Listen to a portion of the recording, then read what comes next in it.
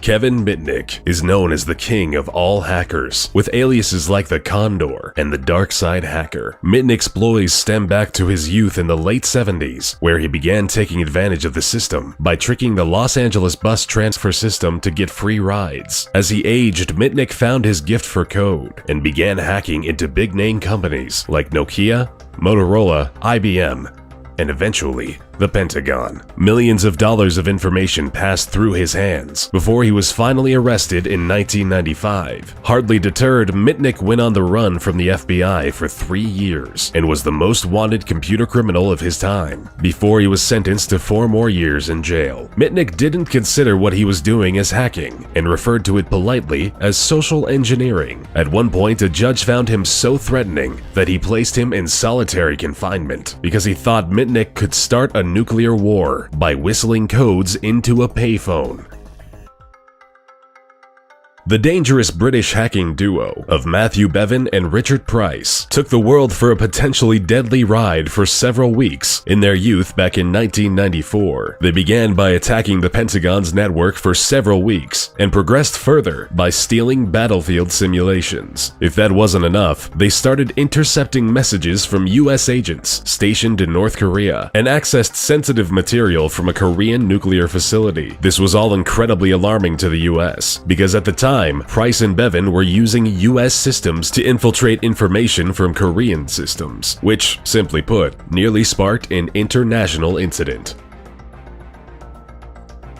You've probably heard about the infamous hacktivist group, Anonymous, or just Anon, sprouting back in 2003 from the breeding grounds of 4chan. Anonymous consists of an unspecified number of politically active hackers. They campaign for internet freedom, social justice, and transparency in the law. With nothing off limits, this group has hit the Chinese government, the Vatican, the FBI, and CIA, while spending just as much time leaking documents or taking down websites with political intent during the aftermath of tragedies like Charlie Hebdo, Michael Brown, and launching large-scale personal attacks on individuals associated with the KKK. While they may not be monetarily motivated, the information they've leaked and the impact they've had on cases and cover-ups has been huge.